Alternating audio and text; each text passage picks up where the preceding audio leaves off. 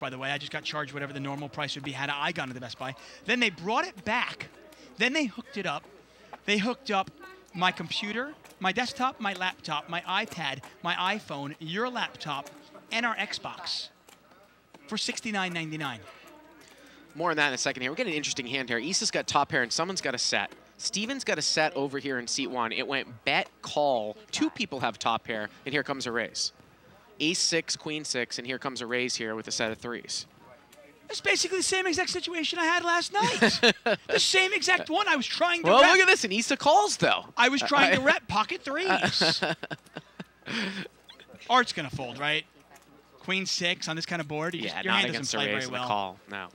But this is why I love to value bet to death when you turn a full house, because the guy won't fold, but I will take cards when the board pairs when I have a big draw.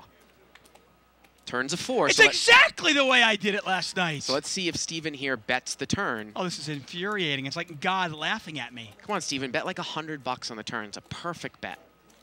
Perfect How much does he bet. have? Yeah, you want to make sure you get it all in. Yep. And let's see if what we're saying holds true. Let's see if Issa continues to call down, putting the guy on maybe some sort of draw. By the way, Issa is not drawing dead here. A 6 or a 4 would be a really, really bad beat.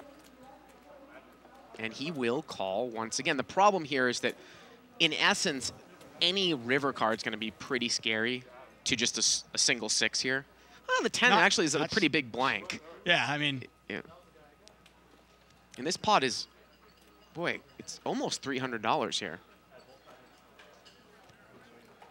Issa checks. Actually, I probably would have bet more. I think Steven only bet 75. Yeah, he left a little bit out there. I think he could have bet a little bit more.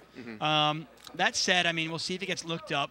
I mean, I think the bet sizing is a little bit off. Yeah, he just made it a little too small on the turn to follow up a big bet on the river. And Issa really can't, you know.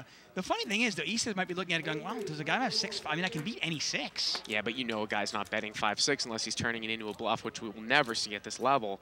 But again, this goes exactly what, you know, it's a perfect example of what I talk about, that people tend to look you up when the board pairs because they think you've missed the draw. By the way, I want to give Issa some credit.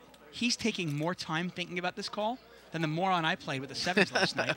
Well, he also didn't come out and block the river either, right? Yeah. Block the river with like a 20% bet. Ugh. And by the way, the guy wasn't a moron. He made a good call. I'm the moron for making a bet in the first place. He's going to call this. Yeah, well, there you go. Makes the call.